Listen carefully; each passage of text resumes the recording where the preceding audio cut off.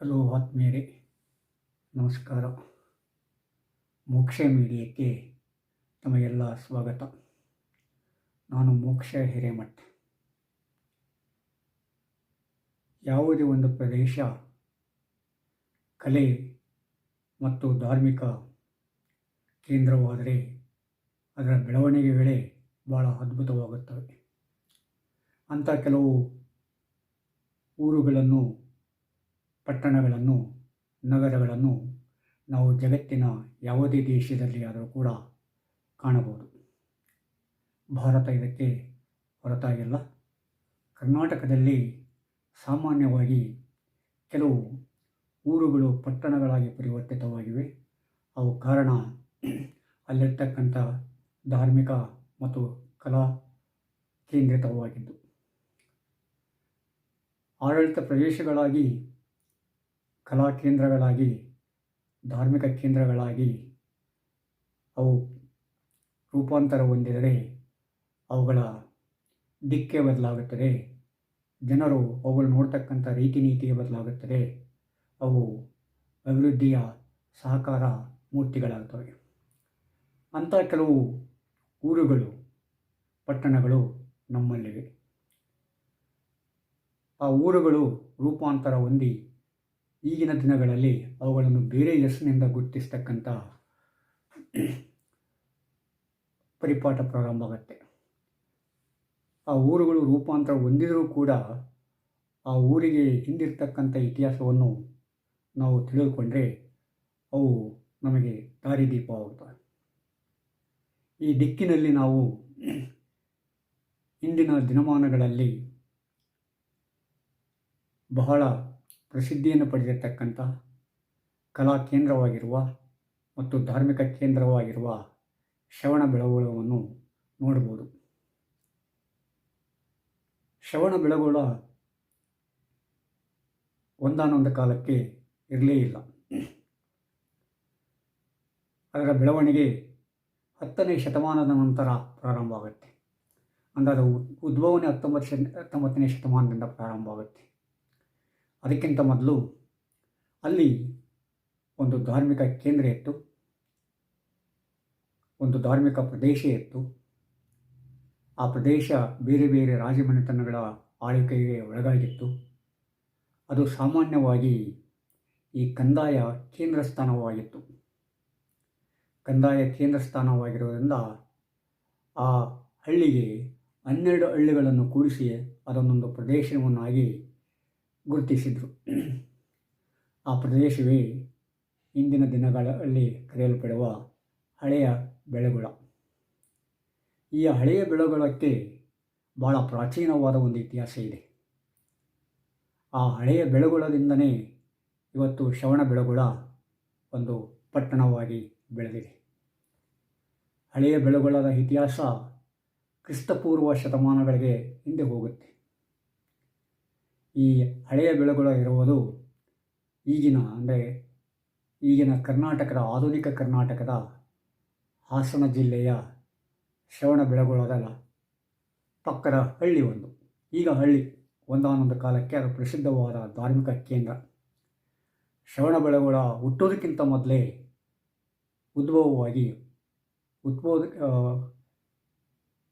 ರೂಪಾಂತರವಾಗೋದಕ್ಕಿಂತ ಮೊದಲೇ ಅದು ತನ್ನ ಅಸ್ತಿತ್ವವನ್ನು ವ್ಯಕ್ತಪಡಿಸಿರ್ತಕ್ಕಂಥ ಒಂದು ಹಳ್ಳಿ, ಒಂದು ಊರು, ಒಂದು ಕಂದಾಯ ಮೂಲ ಪ್ರದೇಶ. ಈ ಕಂದಾಯ ಮೂಲ ಪ್ರದೇಶ ಅನೇಕ ರಾಜಮನೆತನಗಳ ಆಶ್ರಯವನ್ನು ಪಡೆದಿತ್ತು. ಅನೇಕ ರಾಜಮನೆತನಗಳಿಗೆ ಮೂಲ ಆಡಳಿತ ಕೇಂದ್ರ ಕೂಡ ಆಗಿತ್ತು ಅಂತೇಳಿ. ಅದು ಗಂಗರಿರ್ಬೋದು, ಕದಂಬರಿರ್ಬೋದು, ಚಾಲುಕ್ಯರಿರ್ಬೋದು, ರಾಷ್ಟ್ರಕೂಟರಿರ್ಬೋದು, ಹೊಯ್ಸಳರಿರ್ಬೋದು, ಶವಣರಿರ್ಬೋದು, ಯಾದವರಿರ್ಬೋದು, ಮತ್ತು ಇತ್ತೀಚಿನ ದಿನಗಳಲ್ಲಿ ಈ ವಿಜಯನಗರದ ರಾಜರುಗಳಿರ್ಬೋದು ಮತ್ತು ಮೈಸೂರಿನ ದೊರೆಗಳಾಗಿರ್ಬೋದು.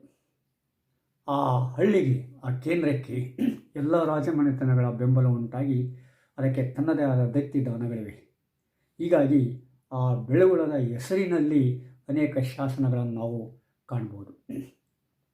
ಈಗ ಶ್ರವಣಬೆಳಗೊಳದಲ್ಲಿ ನಾವು ಸಾಮಾನ್ಯವಾಗಿ 579 ಶಾಸನಗಳನ್ನು ಕಂಡುಕೊಳ್ತೀವಿ. 579 ಶಾಸನಗಳು ಬೆಳಗೊಳದ ಹೆಸರಿನಲ್ಲಿವೆ. ಅಂದರೆ ಬೆಳಗೊಳ ಅಂದರೆ ಇಲ್ಲಿ ಶ್ರವಣ ಬೆಳಗೊಳವೇ ಅಥವಾ ಹಳೆಯ ಬೆಳಗೊಳವೇ ಅಂತಕ್ಕಂಥ ಒಂದು ಗೊಂದಲ ಉಂಟಾಗುತ್ತೆ. ಈ ಗೊಂದಲ ನಿವಾರಣೆ ಮಾಡಿಕೊಳ್ಬೇಕಾದ್ರೆ ನಾವು ಹಿಂದಿನ ಶತಮಾನಗಳ ಇತಿಹಾಸವನ್ನು ಅರ್ಥ ಮಾಡಿಕೊಳ್ಬೇಕಾಗತ್ತೆ. ಅಂದರೆ ನಾವು ಹಿಂದಿನ ಶತಮಾನಗಳ ಶಾಸನಗಳನ್ನು ಅರ್ಥೈಸಿದಾಗ ಆ ಶಾಸನಗಳೆಲ್ಲ ಈಗ ಹಳ್ಳಿಯಾಗಿರ್ತಕ್ಕಂಥ ಈ ಹಳೆಯ ಬೆಳಗೊಳಕ್ಕೆ ಸಂಬಂಧಪಟ್ಟಿರ್ತವೆ. ಅಂದರೆ ಈ ಹಳೆಯ ಬೆಳಗೊಳ ಒಂದು ಕಾಲಕ್ಕೆ ಬೆಳಗೊಳವಾಗಿತ್ತು. ಬೆಳಗೊಳ ಅಂದರೆ ಏನು? ಬಿಳಿದಾದ ಕೊಳ ಅಂತೇಳಿ, ಶುಭ್ರವಾದ ನೀರನ್ನು ಹೊಂದಿರತಕ್ಕಂಥ ಸ್ಥಳ, ಶ್ರದ್ಧಾ ಕೇಂದ್ರ. ಅಲ್ಲಿ ಒಂದು ಕಂದಾಯ ಪ್ರದೇಶವಾಗಿದ್ದರಿಂದ ಅಲ್ಲಿ ಕೆಲವಾರು ಸೌಕರ್ಯಗಳನ್ನು, ಸೌಲಭ್ಯಗಳನ್ನು ಆಗಿನ ಆಡಳಿತಗಾರರು ಒದಗಿಸಿಕೊಟ್ಟಿದ್ದರು. ಆ ಹಿನ್ನೆಲೆಯಲ್ಲಿ ಅಲ್ಲಿರ್ತಕ್ಕಂಥ ಕೊಳವನ್ನು ಕೂಡ ಆಗಿನ ಕಾಲಮಾನಗಳಲ್ಲಿ ಜೀರ್ಣೋದ್ಧಾರವಾಯಿತಾ ಅದು ಒಂದು ದೊಡ್ಡ ಕೊಳವಾಗಿ ಪರಿವರ್ತನೆ ಆಯಿತು. ಈ ಹಳೆಯ ಬೆಳಗೊಳ ಇರುವುದು ಈಗಿನ ಶ್ರವಣ ಬೆಳಗೊಳ ಇದೆಯಲ್ಲ, ಶ್ರವಣ ಬೆಳಗೊಳದಿಂದ ಉತ್ತರಕ್ಕೆ 3 ಕಿಲೋಮೀಟರ್ ದೂರದಲ್ಲಿದೆ.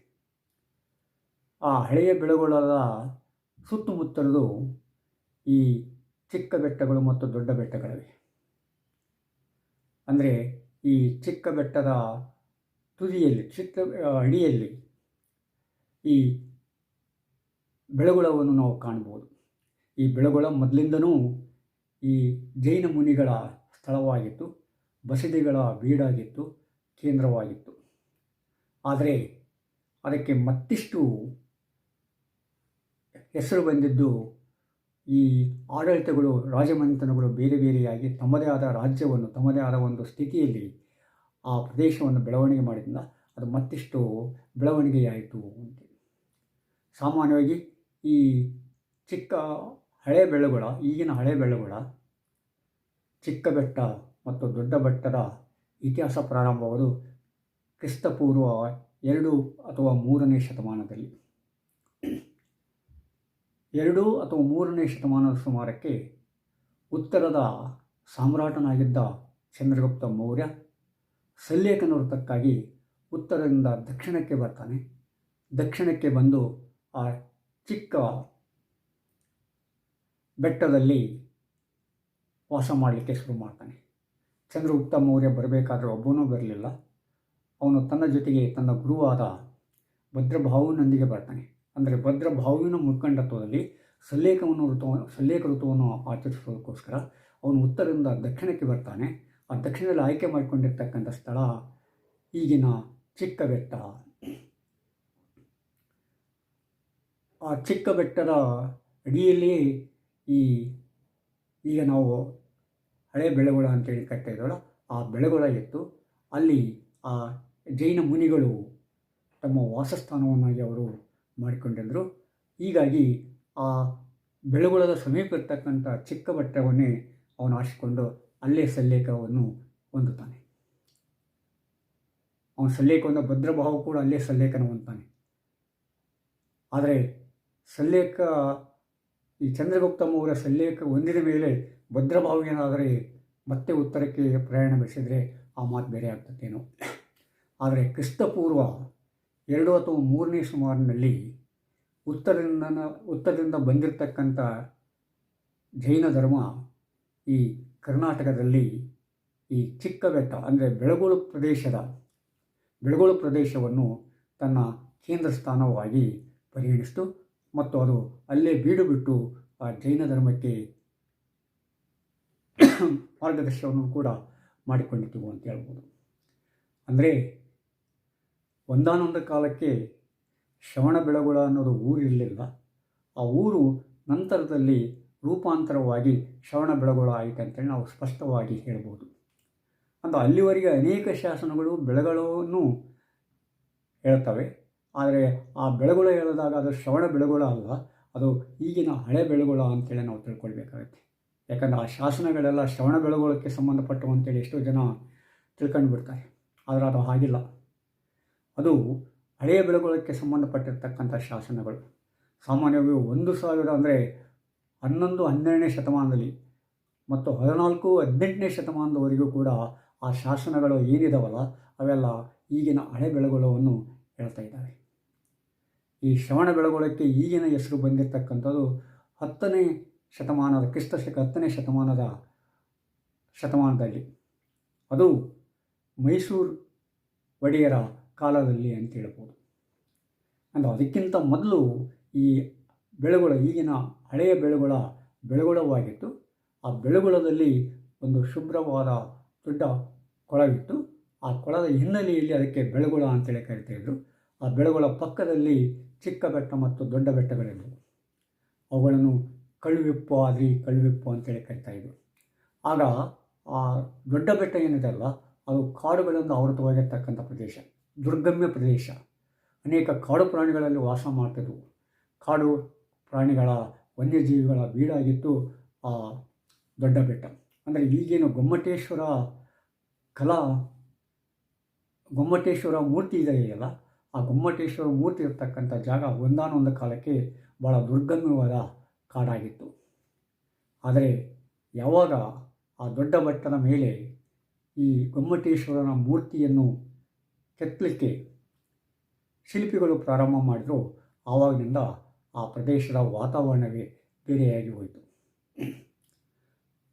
ಅಂದರೆ ಈ ಗಂಗರಾಜರ ಸೇನಾಧಿಪತಿಯಾಗಿರ್ತಕ್ಕಂಥ ಚಾವುಂಡರಾಯ ಆ ಪ್ರದೇಶವನ್ನು ಅಭಿವೃದ್ಧಿಪಡಿಸ್ತಾನೆ. ಗಂಗರಾಜರು ಜೈನಮತಿಗಳಾಗಿದ್ದರು. ಹೀಗಾಗಿ ಅನೇಕ ಜೈನ ಬಸದಿಗಳನ್ನು ಕೂಡ ಕಳಿಸಿದರು. ಅವರು ಸಲ್ಲೇಖರು ಮತ್ತು ಕೆಲವು ಧಾರ್ಮಿಕ ಆಚರಣೆಗಳನ್ನು ಕಟ್ಟುನಿಟ್ಟಾಗಿ ಮಾಡ್ತಾಯಿದ್ರು ರಾಜರುಗಳಾಗಿದ್ದರೂ ಕೂಡ. ಆ ಚಾವುಂಡರಾಯನಿಗೆ ದತ್ತಿ ಬಿಟ್ಟು ಕೊಟ್ಟಿರ್ತಕ್ಕಂಥ ಪ್ರದೇಶದಲ್ಲಿ ಚಾವುಂಡರಾಯ ಏನು ಮಾಡುತ್ತಾನೆ, ಆ ದೊಡ್ಡ ಬೆಟ್ಟದಲ್ಲಿ ಒಂದು ಮೂರ್ತಿಯನ್ನು ಕಟ್ಟಿಸ್ಲಿಕ್ಕೆ, ಒಂದು ಮೂರ್ತಿಯನ್ನು ಕೆತ್ತಿಸಲಿಕ್ಕೆ ಪ್ರಾರಂಭ ಮಾಡ್ತಾನೆ. ಅಂದು ಅಲ್ಲಿರ್ತಕ್ಕಂಥ ಬೆಟ್ಟದ ಶಿಲೆಗಳೇನಿದವಲ್ಲ, ಆ ಶಿಲೆಗಳಲ್ಲಿ ಒಂದೇ ಒಂದು ಶಿಲೆಯಲ್ಲಿ ಆ ಗೊಮ್ಮಟೇಶ್ವರನ ಮೂರ್ತಿಯನ್ನು ಶಿಲ್ಪಿಗಳು ಆಕಾರ ಕೊಡ್ತಾರೆ. ಗೊಮ್ಮಟೇಶ್ವರ ಮೂರ್ತಿಗೆ ಆಕಾರ ಕೊಡ್ತಾರೆ. ಆ ಕೆಲಸ ಪ್ರಾರಂಭ ಮಾಡಿದ್ದು ಚಾವುಂಡರಾಯ.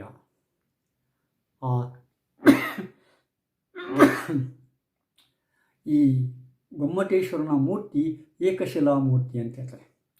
ಅಂದರೆ ಏಕಶಿಲಾ ಮೂರ್ತಿ 57 ಅಡಿಯಷ್ಟು ಎತ್ತರ ಇದ್ದದ್ದು ಜಗತ್ತಿನಲ್ಲಿ ಇದೆ ಅಂತ ಹೇಳ್ತಾ ಇದ್ದಾರೆ. ಅಂದರೆ ಗೊಮ್ಮಟೇಶ್ವರ ಮೂರ್ತಿಯೇ ಏಕಶಿಲಾ ಮೂರ್ತಿ. ಬೇರೆ ದೇಶಗಳಲ್ಲಿ, ಬೇರೆ ಪ್ರದೇಶಗಳಲ್ಲಿ ಇದಕ್ಕಿಂತ ಎತ್ತರದ ಮೂರ್ತಿಗಳಿರ್ಬೋದು, ಆದರೆ ಅವು ಏಕಶಿಲಾ ಮೂರ್ತಿಗಳಲ್ಲ. ಇದು ಏಕಶಿಲಾ ಮೂರ್ತಿ. ಈ ಏಕಶಿಲಾ ಮೂರ್ತಿಯ ಕೆತ್ತನೆ ಕೆಲಸ ಪ್ರಾರಂಭವಾಗಿದ್ದು ಕ್ರಿಸ್ತಶಕ 980ರ ಸುಮಾರಿನಲ್ಲಿ ಅಂತ ಹೇಳ್ತಾರೆ. ಅಂದರೆ 980ರ ಸುಮಾರಿನಲ್ಲಿ ಪ್ರಾರಂಭವಾಗಿ ಎಷ್ಟೋ ವರ್ಷಗಳವರೆಗೆ ಆ ಮೂರ್ತಿ ಕೆತ್ತನೆ, ಆ ಶಿಲ್ಪ ಕೆತ್ತನೆ ಮುನ್ನಡೀತಾ ಇತ್ತು. ಸಾಮಾನ್ಯವಾಗಿ 10ನೇ ಶತಮಾನದ ಕೊನೆಯ ಭಾಗದಲ್ಲಿ ಅಥವಾ 11ನೇ ಶತಮಾನದ ಸುಮಾರಿಗೆ ಆ ಮೂರ್ತಿ ಪೂರ್ಣಗೊಳ್ಳುತ್ತೆ. ಆ ಮೂರ್ತಿ ಪೂರ್ಣಗೊಂಡರೂ ಕೂಡ ಅಲ್ಲಿ ಕೆಲಸ ಮಾಡ್ತಕ್ಕಂಥವ್ರು ಅಲ್ಲೇ ಉಳಿದುಕೊಂಡು ಬರ್ತಾರೆ. ಯಾಕಂದರೆ ಮೂರ್ತಿಗೆ ಬೇಕಾಗಿರ್ತಕ್ಕಂಥ ಇನ್ನಿತರ ಬಸದಿಗಳು, ಇನ್ನಿತರ ಸುತ್ತಾಲಯಗಳು ಕೂಡ ಪ್ರಾರಂಭವಾಗ್ತವೆ. ಅಂದರೆ ಅದು ಆ ದೊಡ್ಡ ಬೆಟ್ಟ ಯಾವಾಗಲೂ ಚಟುವಟಿಕೆಯ ಕೇಂದ್ರವಾಗುತ್ತೆ ಈ ಗೊಮ್ಮಟೇಶ್ವರ ಮೂರ್ತಿಯ ಶಿಲ್ಪಕಲೆಯಿಂದ. ಅಂದರೆ ಆ ಶಿಲ್ಪಕಲೆ ಅಷ್ಟು ಅದ್ಭುತವಾಗಿರ್ತೈತಿ. ಎಷ್ಟೋ ಮೂರ್ತಿಗಳನ್ನು ಕೆಟ್ಟಿರ್ತಾರೆ, ಆದರೆ ಆ ಗೊಮ್ಮಟೇಶ್ವರನ ಮೂರ್ತಿಗಿರ್ತಕ್ಕಂಥ ಅದ್ಭುತವೇ ಬೇರೆ. ಆ ಗೊಮ್ಮಟೇಶ್ವರನ ಮೂರ್ತಿಯನ್ನು ನೋಡಿಬಿಟ್ರೆ ಅದರ ಮುಂದೆ ನಿಂತಾಗ ಮನುಷ್ಯ ತನ್ನಲ್ಲಿರ್ತಕ್ಕಂಥ ಸಣ್ಣತನವನ್ನು ತಾನೇ ಅರ್ಥ ಮಾಡಿಕೊಳ್ಳಿಕ್ಕೆ ಶುರು ಮಾಡ್ತಾನೆ. ತನ್ನ ಸಾಧನೆ ಶೂನ್ಯ ಅಂದ್ಕೊಳ್ತಾನೆ. ತಾನು ಇನ್ನೂ ಎತ್ತರಕ್ಕೆ ಬೆಳೆಯಬೇಕು ಅಂತ ಅಂದ್ಕೊಳ್ತಾನೆ. ಆ ಗೊಮ್ಮಟೇಶ್ವರ ಆ ಮೂರ್ತಿ ಆ ಮನುಷ್ಯನಿರ್ತಕ್ಕಂಥ ಸಣ್ಣತನವನ್ನು ಎತ್ತಿ ತೋರಿಸಿ ದೊಡ್ಡವನಾಗಬೇಕು, ಸಾಧನೆ ಮಾಡಬೇಕಂತಕ್ಕಂಥ ಅದಮ್ಯ ಚೈತನ್ಯವನ್ನು ಆ ನೋಡುಗರಿಗೆ ತುಂಬಿಕೊಡ್ತದೆ. ಅಂದರೆ ಆ ಮೂರ್ತಿಯಲ್ಲಿರ್ತಕ್ಕಂಥ ಭಾವ ಆ ರೀತಿ ವ್ಯಕ್ತವಾಗಿದೆ. ಆ ಭಾವ ಮನುಷ್ಯನಲ್ಲಿ ಕೂಡ ತನ್ನಷ್ಟಕ್ಕೆ ತಾನೇ ಬರಬೇಕು. ಅದು ಯಾರೋ ಹೇರಿರ್ತಕ್ಕಂಥ ಭಾವನೆ ಅಲ್ಲ, ಯಾರೋ ಹೇರಿರ್ತಕ್ಕಂಥ ವಿಚಾರ ಅಲ್ಲ. ಆದರೆ ಆ ಮೂರ್ತಿಯನ್ನು ನೋಡಿದಾಗ, ಆ ಮೂರ್ತಿಯ ಮುಖವನ್ನು ನೋಡಿದಾಗ, ಮಂದಹಾಸದ ಮುಖವನ್ನು ನೋಡಿದಾಗ, ಆ ಮೂರ್ತಿಯ ಅದ್ಭುತತೆಯನ್ನು ನೋಡಿದಾಗ ಮನುಷ್ಯನಲ್ಲಿ ಮೂಡ್ತಕ್ಕಂಥ ಈ ವಿಚಾರ, ಈ ಭಾವನೆ ಭಾಳ ವಿಚಿತ್ರವಾದದ್ದು, ಭಾಳ ಅದ್ಭುತವಾದದ್ದು ಅಂತ ಅನಿಸುತ್ತೆ. ಆದ ಕಾರಣ ಆ ಗೊಮ್ಮಟೇಶ್ವರ ಮೂರ್ತಿ ಮನುಷ್ಯನಿಗೆ ವಿಶೇಷವಾದ ಮೂರ್ತಿ ಆಗುತ್ತೆ, ಅದ್ಭುತವಾದ ಮೂರ್ತಿ ಆಗುತ್ತೆ. ಒಂದು ಥರ ಮ್ಯಾಜಿಕ್ ಆಗಿರ್ತಕ್ಕಂಥ ಮೂರ್ತಿ ಆಗುತ್ತೆ. ಯಾವುದೇ ದೇವರುಗಳಲ್ಲಿ ನಂಬಿಕೆ ಇಲ್ಲವನು, ಮೂರ್ತಿಗಳಲ್ಲಿ ನಂಬಿಕೆ ಇಲ್ಲದವನು ಕೂಡ ಆ ಮೂರ್ತಿಯನ್ನು ನೋಡಿದ ತಕ್ಷಣ ಆ ಭಾವನೆ ತನ್ನಷ್ಟಕ್ಕೆ ತಾನು ಉಂಟಾಗಬೇಕು ಅಂತ ಅದ್ಭುತವಾದ ಭಾವನೆಯನ್ನು ಆ ಗೊಮ್ಮಟೇಶ್ವರನ ಮೂರ್ತಿ ಮನುಷ್ಯನ ಮನಸ್ಸಿನಲ್ಲಿ, ಮನುಷ್ಯನ ಮನಸ್ಸುಗಳಲ್ಲಿ ಹುಟ್ಟಾಗ್ತದೆ.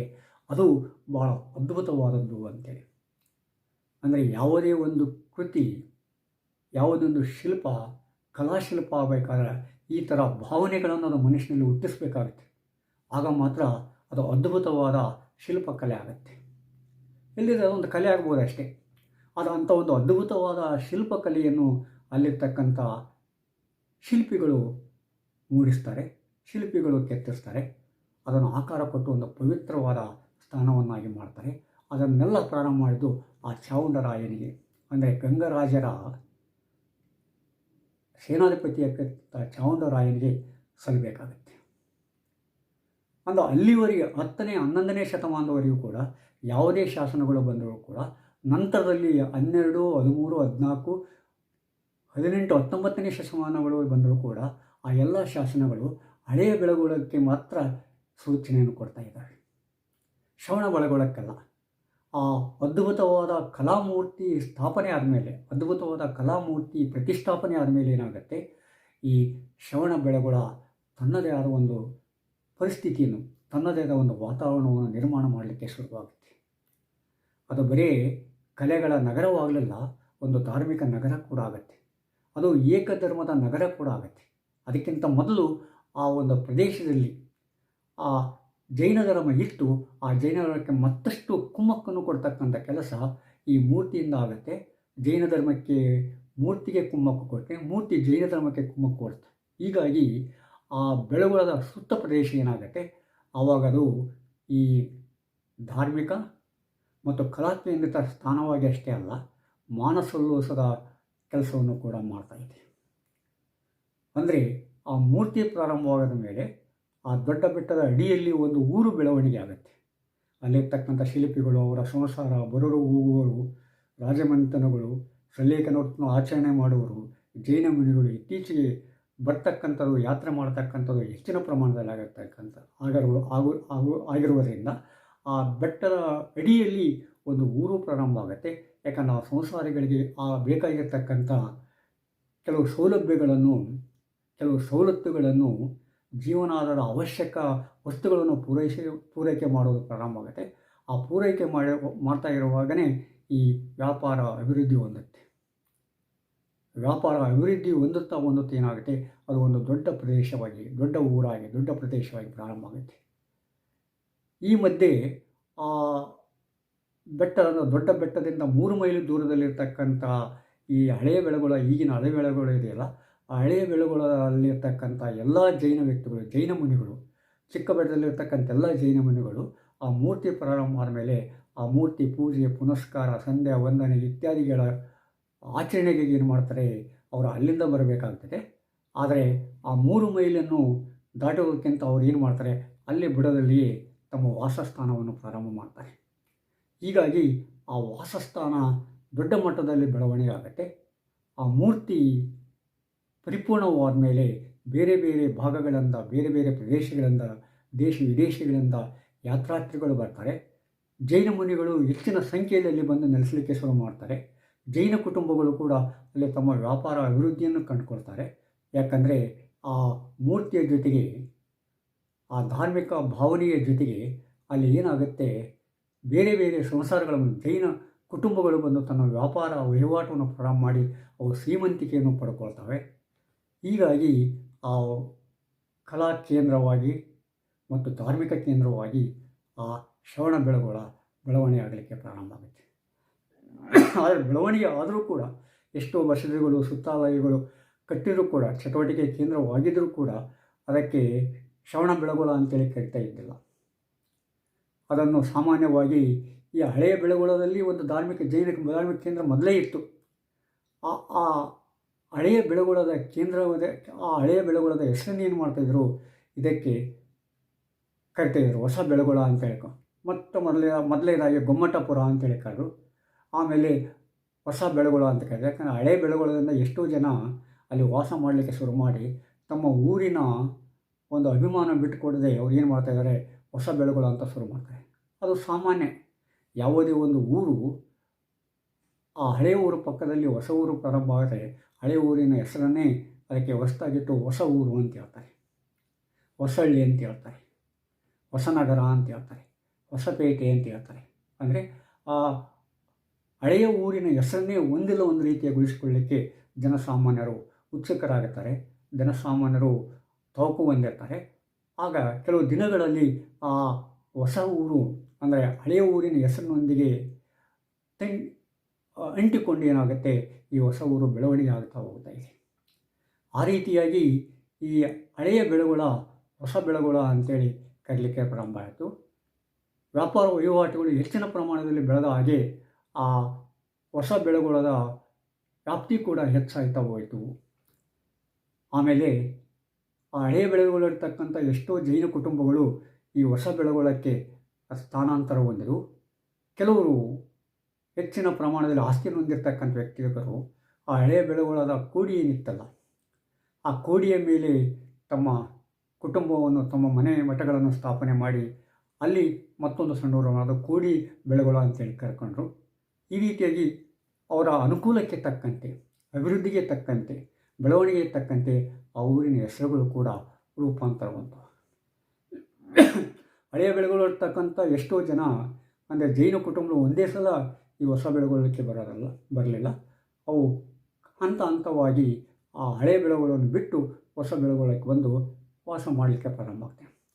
ಅದು ಪ್ರಮುಖವಾಗಿ 14ನೇ ಶತಮಾನದಲ್ಲಿ ಏನಾಗುತ್ತೆ, ಈ ಜೈನರು ಮತ್ತು ಶ್ರೀ ವೈಷ್ಣವರ ನಡುವೆ ಒಂದು ಘರ್ಷಣೆ ಆಗುತ್ತೆ. ಆ ಘರ್ಷಣೆಗಳಲ್ಲಿ ಹಿಂಸೆ ಆಗುತ್ತೆ. ಅದನ್ನು ತಪ್ಪಿಸಿಕೊಳ್ಳೋಕ್ಕೋಸ್ಕರ ಅಂದರೆ ಆವಾಗ ಅನಿವಾರ್ಯವಾಗಿ ಏನು ಮಾಡ್ತಾರೆ, ಅಲ್ಲಿರ್ತಕ್ಕಂಥ ಎಷ್ಟೋ ಜೈನ ಕುಟುಂಬಗಳು ಈ ಹೊಸ ಬೆಳಗೊಳಕ್ಕೆ ಬರ್ತಾರೆ.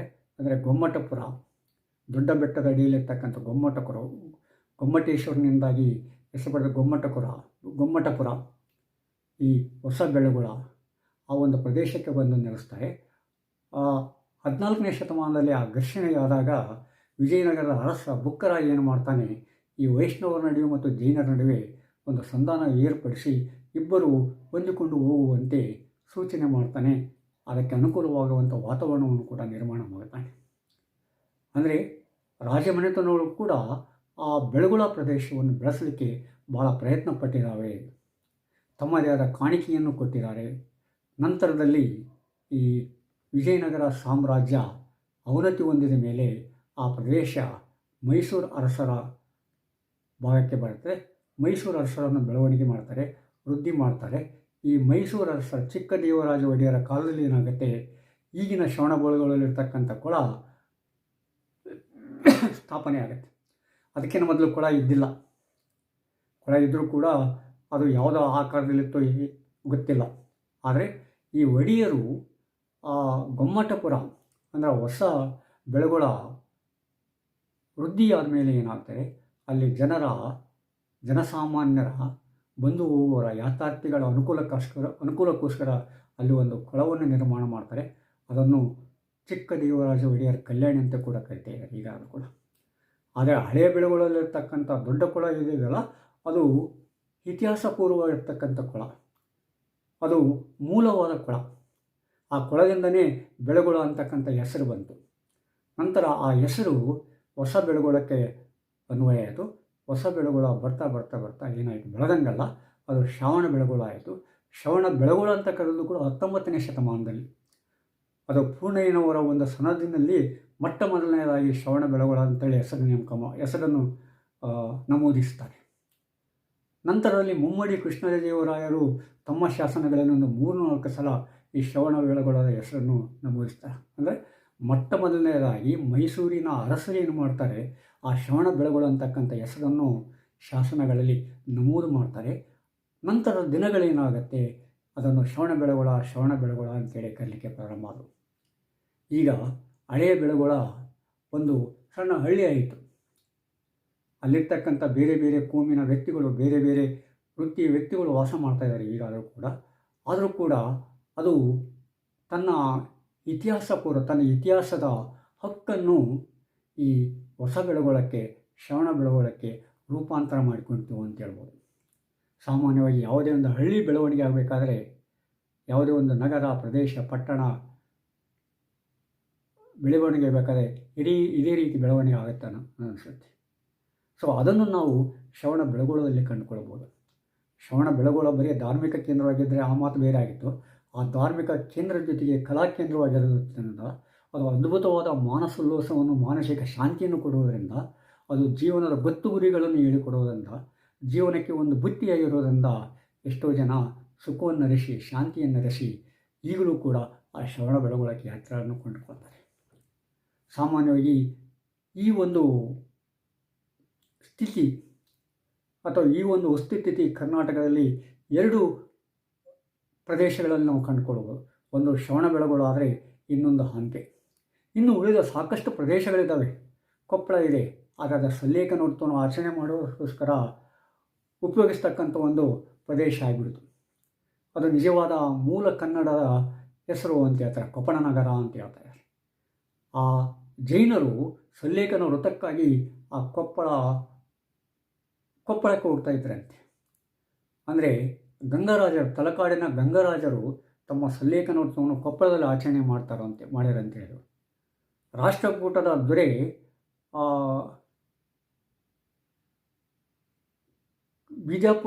ಬೀದರ್ ಆ ಕಲ್ಯಾಣವನ್ನು ಬಿಟ್ಟು ಏನು ಮಾಡ್ತಾನೆ, ಇಲ್ಲಿ ಈ ಶ್ರವಣ ಬೆಳಗೊಳಕ್ಕೆ ಬಂದು ಸಲ್ಲೇಖನ ವ್ರತವನ್ನು ಆಚರಣೆ ಮಾಡ್ತಾನೆ. ಹೀಗಾಗಿ ಆಗಿರ್ತಕ್ಕಂಥ ರಾಜರುಗಳು ಏನು ಮಾಡ್ತಾರೆ, ತಮ್ಮ ಪ್ರದೇಶವನ್ನು ಬಿಟ್ಟು ಬೇರೆ ದೂರದ ಪ್ರದೇಶಗಳಿಗೆ ಹೋಗಿ, ನಿರ್ವಸಿತ ಪ್ರದೇಶಗಳಿಗೆ ಹೋಗಿ ಸಲ್ಲೇಖ ವ್ರತವನ್ನು ಆಚರಣೆ ಮಾಡ್ತಾರೆ. ಹಾಗಾಗಿ ನಾವು ಚಂದ್ರಗುಪ್ತ ಮೌರ್ಯ ಉತ್ತರವನ್ನು ಬಿಟ್ಟು ದಕ್ಷಿಣಕ್ಕೆ ಬಂದದ್ದನ್ನು ನೋಡ್ತೇವೆ. ಗಂಗರು ಕೊಪ್ಪಳಕ್ಕೆ ಹೋಗಿ ಸಲ್ಲೇಖ ವ್ರತವನ್ನು ಆಚರಣೆ ಮಾಡಿದ್ದನ್ನು ನೋಡ್ತೀವಿ. ಹಾಗೆಯೇ ರಾಷ್ಟ್ರಕೂಟ ರಾಜರು ಕೂಡ ಏನು ಮಾಡ್ತಾರೆ, ಆ ಕಲ್ಯಾಣವನ್ನು ಬಿಟ್ಟು ಈ ಕಡೆ ಅಂದರೆ ಶ್ರವಣ ಬೆಳಗೊಳದಲ್ಲಿ ಈ ದೊಡ್ಡ ಬೆಟ್ಟದಲ್ಲಿ ಸಲ್ಲೇಖನ ವ್ರತವನ್ನು ಆಚರಣೆಯನ್ನು ಮಾಡಿದ್ದು ನೋಡ್ತಾ ಇದ್ದೇವೆ. ಹೀಗಾಗಿ ಈ ಬೆಳಗೊಳ ಕ್ರಿಸ್ತಪೂರ್ವ ಇತಿಹಾಸವನ್ನು ಹೊಂದಿದೆ.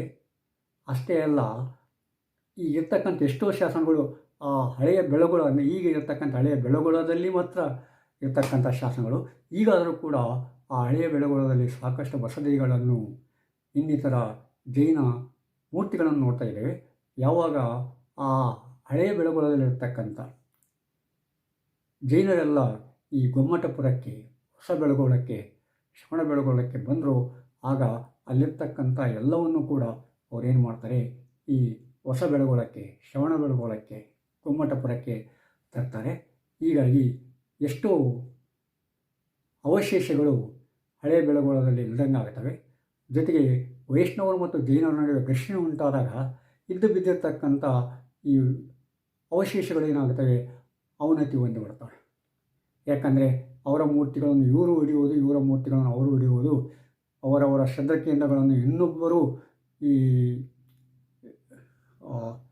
ನಾಶ ಮಾಡುವುದು ಇತ್ಯಾದಿ ಘರ್ಷಣೆಗಳು ನಡೆದಾಗ ಅನಿವಾರ್ಯವಾಗಿ ಏನಾಗ್ತದೆ, ಅವರು ಬೇರೆ ಕಡೆಗೆ ಹೋಗುತ್ತಾರೆ. ಹೀಗಾಗಿ ಈ ಬೆಳಗೊಳ ರೂಪಾಂತರ ಹೊಂದಿ ಹೊಸ ಬೆಳಗೊಳವಾಗಿ ಶ್ರವಣ ಬೆಳಗೊಳ ಆಯಿತು. ಈಗ ಶ್ರವಣ ಬೆಳಗೊಳ ಒಂದು ಊರಷ್ಟಲ್ಲ, ಪುರ ಅಷ್ಟಲ್ಲ, ಒಂದು ಪಟ್ಟಣವಾಗಿ ಬೆಳವಣಿಗೆಗೆ ಎಷ್ಟೋ ಶಾಲೆ ಕಾಲೇಜುಗಳು ಅಲ್ಲೆಲ್ಲ ಸ್ಥಾಪಿತವಾಗಿವೆ. ಅವು ತಮ್ಮದೇ ಆದ ಸಾಮಾಜಿಕ ಕಾರ್ಯವನ್ನು ಕೊಡ್ತಾಯಿದೆ. ಅದೆಲ್ಲದಕ್ಕಿಂತ ಅವುಗಳಿಗೆಲ್ಲ ಮೂಲ ಈ ಧಾರ್ಮಿಕ ಭಾವನೆ ಮತ್ತು ಈ ಕಲಾ ಕೇಂದ್ರಿತ ಮೂರ್ತಿ, ಗೊಮ್ಮಟೇಶ್ವರನ ಮೂರ್ತಿ.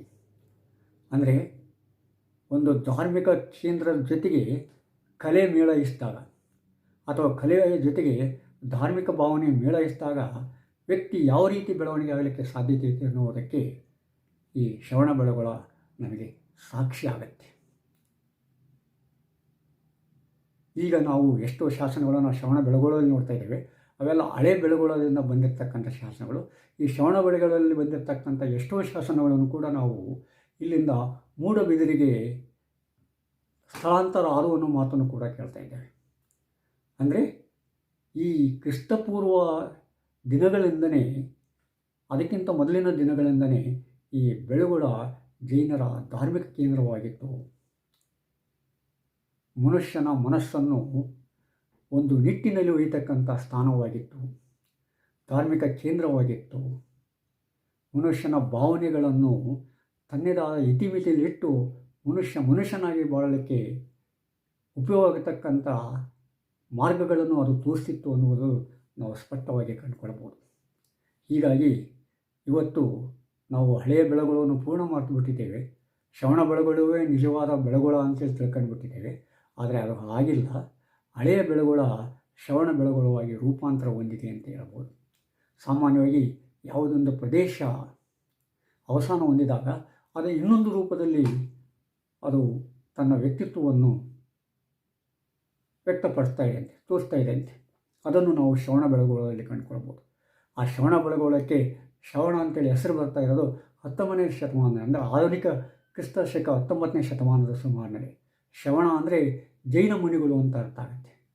ಜೈನ ಮುನಿಗಳು ವಾಸ ಮಾಡಿರ್ತಕ್ಕಂಥ ಕೇಂದ್ರ ಸ್ಥಾನ ಶ್ರವಣ ಬೆಳಗುಳಾಯಿತು.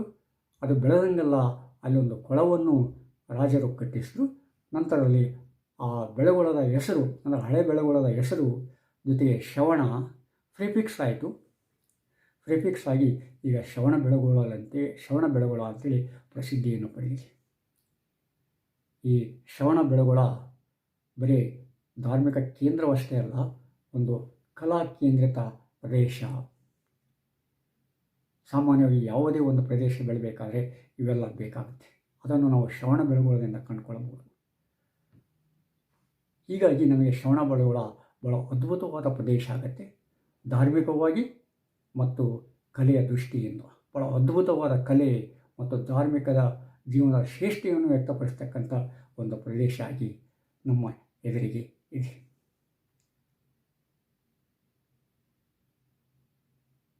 ಮಾನ್ಯರೇ, ಆತ್ಮೀಯರೇ, ಸಬ್ಸ್ಕ್ರೈಬ್ ಆಗಿ, ಶೇರ್ ಮಾಡಿ. ಮತ್ತೆ ಮುಂದಿನ ಎಪಿಸೋಡ್ನಲ್ಲಿ ಭೇಟಿಯಾಗೋಣ. ನಮಸ್ಕಾರ.